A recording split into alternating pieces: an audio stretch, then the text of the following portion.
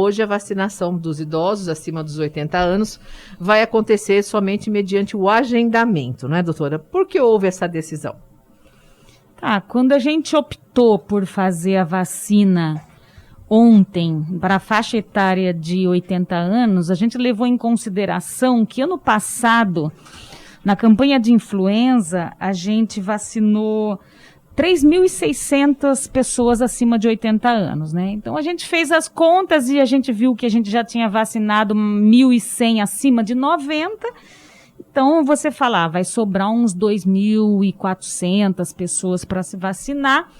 E aí nós tínhamos um final de semana e mais 3 dias de ponto facultativo, né? Então de jeito nenhum a gente falou, nossa, a gente não quer ficar com essas vacinas dentro lá no estoque da vigilância, perder 5 dias, né, de campanha, então vamos abrir para acima de 80 anos, já que a gente tem 2.000 e poucos faltavam vacinar, né?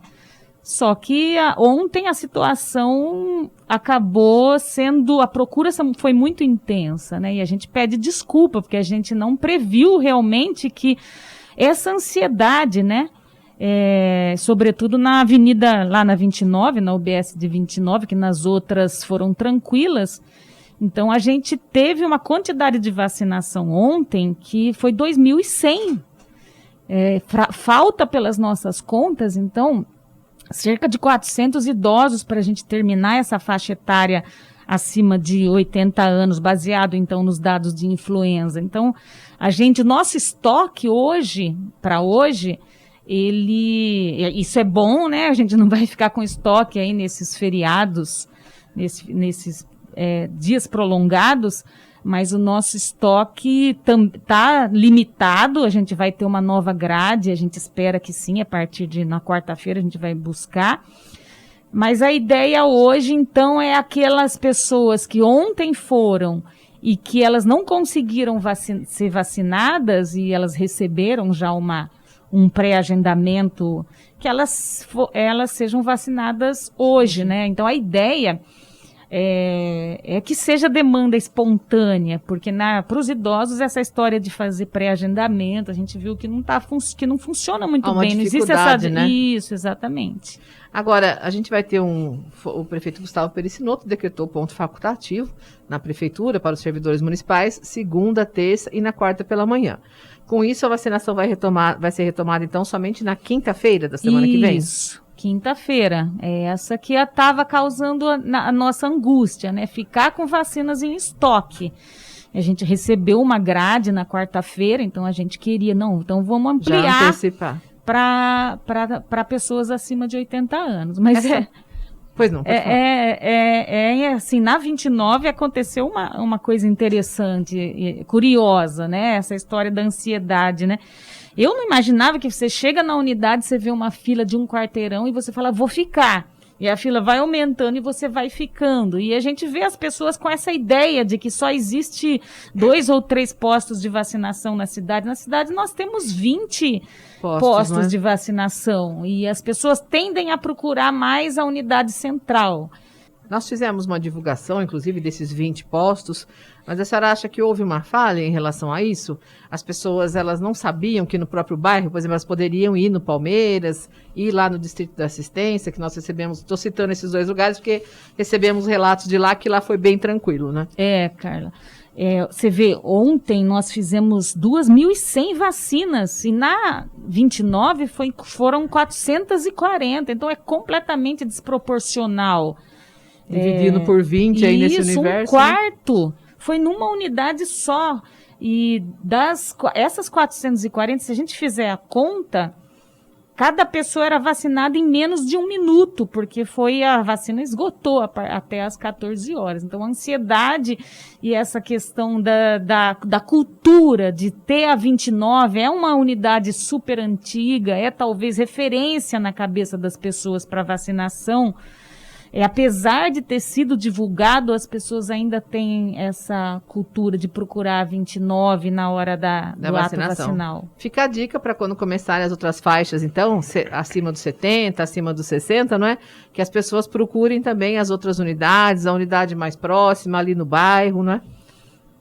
É bem importante que a população, porque a gente tem o reforço, a gente tem as doses de reforço, a gente tem ainda as outras faixas etárias. Então, ontem nós tivemos que mobilizar 4 equipes lá na 29, nas primeiras horas da manhã, para dar conta. Ainda assim, então formou-se uma fila imensa, né? A equipe ficou desgastada, é desgastante também. Aliás, eu não posso deixar de parabenizar também, há de se dizer que os servidores, eles estão se empenhando na vacina, na campanha. Então, a gente vê, nós não somos uma equipe perfeita, a gente percebe que tem algumas coisas para serem melhoradas, mas às vezes a gente erra tentando fazer, né? É importante a gente errar fazendo e não se omitindo de fazer. Então, o desejo maior era que a população fosse rapidamente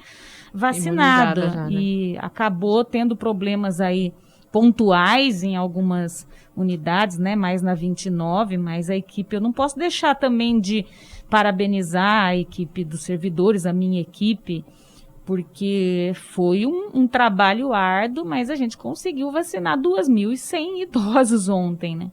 Quem tem mais de 80 anos e ainda não conseguiu ser vacinado, não precisa se preocupar, então. Quando retomar na semana que vem, na quinta-feira, essas pessoas poderão comparecer aos postos e receber a dose.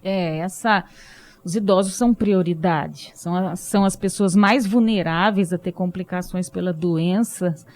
E as vacinas estão chegando, né? O estado de São Paulo tem uma certa vantagem por causa da fábrica ser a Butantan aqui, né? E existiu um compromisso nesse sentido. Então, as vacinas vão chegar. Tem uma pergunta aqui de um ouvinte, doutora. Seu Antônio, do bairro Santana. Muitas pessoas relatam ter reação após tomar a vacina. Eu já vou incluir aqui alguns relatos que a gente recebeu de pessoas que tomaram a vacina de Oxford, né? Entrar em contato falando a respeito de reações. Nesses casos, como proceder? É necessário comunicar a vigilância? Tá. A gente tem um sistema de farmacovigilância. Eu trabalho na vigilância epidemiológica há mais de 10 anos e eu faço isso. Então, crianças que têm efeitos adversos, alguma coisa que saia um pouquinho assim, a gente pede para a população sabe que tem que relatar no lugar onde tomou a vacina, e daí eles entram em contato com a gente e de vez em quando eu atendo para poder fazer essa orientação e, sobretudo, para tranquilizar as mães, né? Em criança isso é muito importante, porque a gente já tem um problema com esse movimento anti-vacinas. Então, se a mãe não ficar segura, se a gente não pegar e falar, olha, isso pode acontecer, mas pode perceber que não tem efeito colateral grave, não deixa sequela, a mãe normalmente ela acata e segue com o calendário vacinal. Então, a gente espera, toda vacina pode ter algum tipo de efeito colateral. Essas 2 vacinas foram testadas em quase 20 mil pessoas aqui no Brasil.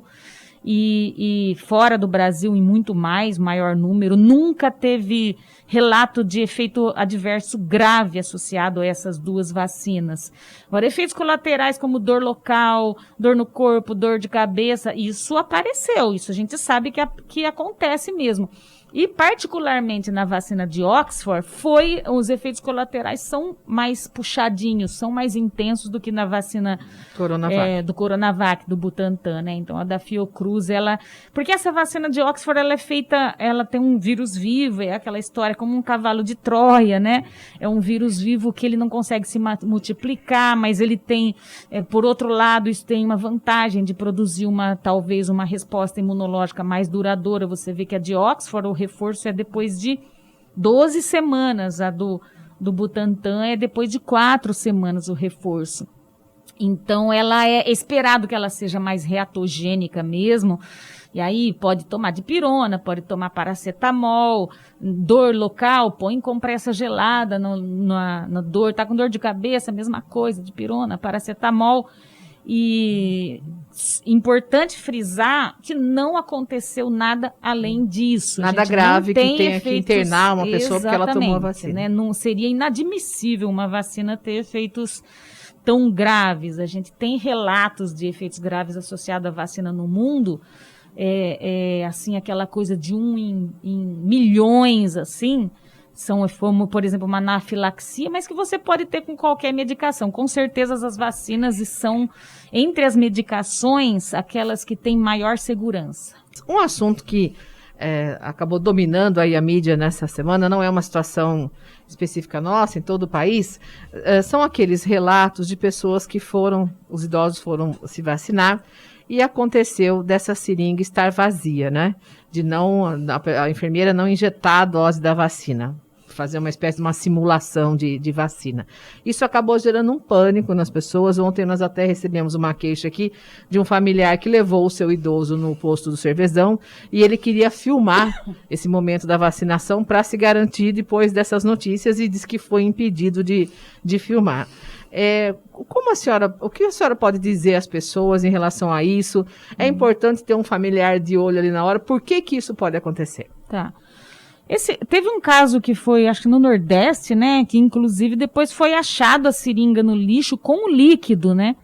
A funcionária ficou tão nervosa porque ela estava sendo filmada que ela enfiou a agulha e não apertou o êmbolo, não aplicou a pressão no êmbolo, acabou não aplicando o líquido da vacina.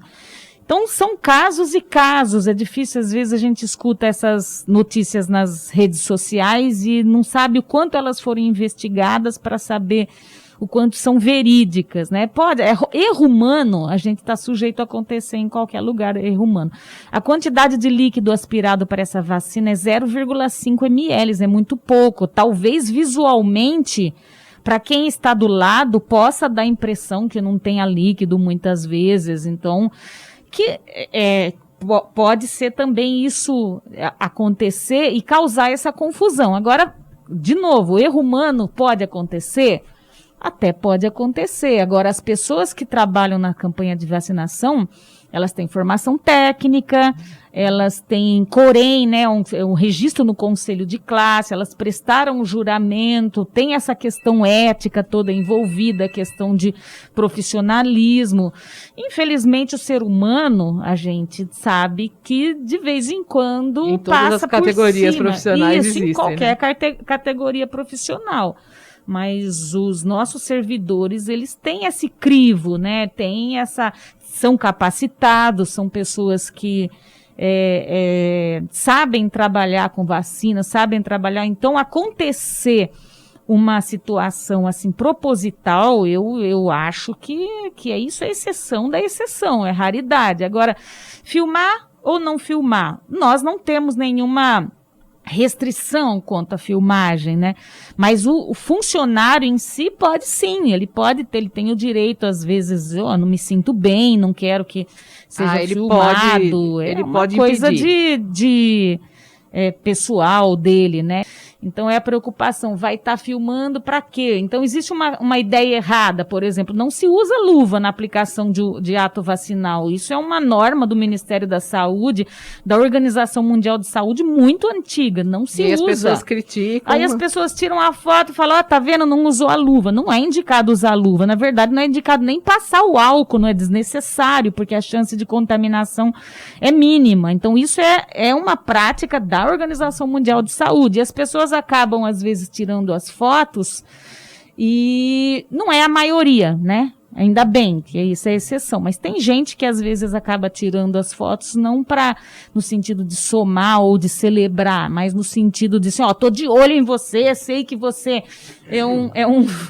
é um servidor que é incompetente, é aquela história, né? Inclusive tem uma pergunta nesse sentido também, o Manuel do bairro Vila Nova, ele pergunta se seria possível pedir para preparar a vacina na frente da pessoa. Então, as vacinas são multidoses, né? São 10 doses. O que a gente orienta, por exemplo, quando a gente abre um frasco, que aspire as 10 doses e faça. Depois abra mais um frasco, aspire as 10 doses para facilitar. Senão a gente não tem condição de fazer o andamento da campanha. Senão vai ficar muito mais... Se tiver que esperar parar a fila para preparar... lerdo, né? E não pode. Eu aspirar, faço, aí pego o vidro, aspirar... Porque são 10 doses num vidro. Então é muito mais fácil eu aspirar as 10, né? Manter as 10 aspiradas na geladeira e correr para fazer essas 10, depois aspirar mais 10. Então, às vezes, o munícipe já vê que a vacina está aspirada. Gente, isso é feito há não sei quantos anos na vacina da influenza e nunca ninguém falou nada, nunca ninguém pediu para olhar se a vacina da influenza, se o líquido está lá, né? Então, tem que existir também uma certa confiança. Um outro assunto que teve muito comentário ontem foi a questão dos planos de saúde que passaram a oferecer a vacinação para os seus conveniados com doses que foram fornecidas pela Fundação de Saúde, mas houve todo um questionamento nesse sentido. Quais foram os objetivos da Fundação ao estabelecer essas parcerias? Gostaria que a senhora pudesse esclarecer também em relação a isso. O Ministério, quando ele falou da campanha de Covid, ele teve essa orientação, busque parcerias, né? Ele abriu para isso, para parceria, inclusive em farmácia, se fosse necessário. Então, a ideia, quando a gente, como município, foi organizar a campanha, falar, não dá para pulverizar tanto, mesmo porque é o que a gente estava conversando. A gente tem 20 unidades, não adianta pulverizar tanto a distribuição de vacina, que o pessoal concentra mais na 29 mesmo, ou em algumas. Ontem a gente viu isso acontecer. Então, quando o Ministério da Saúde fala de buscar parceria, também é importante que isso não é novo. Todo ano a Unimed faz vacina de influenza para os acamados. E isso desafoga a gente. Eles têm os leitos. E esse ano, os convênios, primeiro a Unimed, né, falou, não, olha, se vocês quiserem se ajudar, a gente também faz para os nossos idosos, além dos acamados. Então, a princípio, a gente achou que era uma parceria bem-vinda, porque a gente já conhece os funcionários desses hospitais, a gente tem uma parceria já na vacina de influenza, a gente sabe que tem responsabilização, que tem compromisso.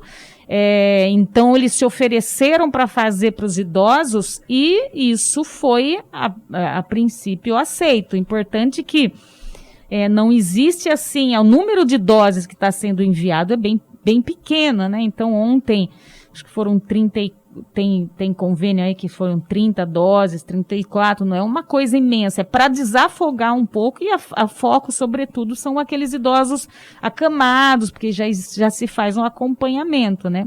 Olha, tá bem claro que quem tem dificuldade de locomoção entra em contato com a unidade, com a vigilância, a gente divulgou isso, que a gente tem ido até esses idosos acamados, tanto o serviço municipal quanto os convênios têm ajudado quanto a isso. A gente tem uma data agora que, embora o carnaval, as festas estejam proibidas, a gente sabe que é uma tradição aqui no país e muitas pessoas, infelizmente, continuam a desrespeitar. Existem as festas clandestinas, as aglomerações. Pode haver um risco aí de ter uma retomada desses casos se o pessoal não se comportar nesse período que está começando agora. É uma preocupação, né? O adulto jovem, eu sei que ele precisa sair, ele tá mais exposto ao vírus, ele trabalha, ele tem que ir às compras, né? Mas quanto mais eu saio de forma desnecessária, aumenta a probabilidade de eu estar exposta ao vírus. E as pessoas esquecem que a gente tem casos graves também de Covid em jovens e adultos jovens. De vez em quando tem alguém que interna, né? A gente fica sabendo, tem assim, 23 anos, sem comorbidades, faleceu por causa do coronavírus. 30 e poucos anos, interna, quadros gravíssimos, então casos de óbito. Então Covid é uma loteria. Claro que quanto mais velho, mais a chance de você ser sorteado nessa loteria ruim, né? Mas o jovem, ele também tem a possibilidade de ter doenças graves, além dele poder também transmitir o vírus para aqueles que convivem. Então, se eu saio desnecessariamente, eu aumento a chance de ter contato com o vírus. Se eu ainda tiro a máscara durante essas saídas, que é a preocupação da confraternização, as baladas, essas festas clandestinas, eu vou aumentar a chance de eu adquirir o vírus, de passar para outras pessoas. Tem que ter a responsabilização também das pessoas, entender que o feriado é melhor descansar, então ficar em casa, aproveitar para não circular, para que o vírus também não circule. Só para a gente encerrar, a gente tem visto alguns idosos que ainda se movimentam, circulam aqui pela cidade, tomaram a primeira dose e já se acham tranquilos, seguros e protegidos. Não é assim, né, doutora? Ai, né? Não dá, né? Porque a vacina, ela demora de 10 a 15 dias para produzir o pico de anticorpos dela, né? E ainda assim, você está plenamente imunizado quando você toma a segunda dose. Não é que a primeira dose não imunize, ela até te imuniza, mas com o tempo a proteção vai caindo se você não fizer o reforço. Para durar mais precisa do reforço. Mas ainda não existe essa licença, eu não posso abusar, né? Então eu tenho que manter os mesmos cuidados, as mesmas precauções para evitar de pegar o vírus. Então, a gente pede para o pessoal aguentar mais um pouquinho aí, segura, né? Já são quase 1 ano de isolamento, né? Então, a vacina está acontecendo. Claro que com a vacinação eu posso me permitir algumas coisas, sim, mas me permitir talvez sair para fazer uma compra do que eu estava precisando, mas eu vou usar máscara, eu vou continuar nas medidas de higiene, das medidas necessárias para evitar pegar o vírus. Jornal está em tudo, porque a informação está em todo lugar. Jornal está em tudo.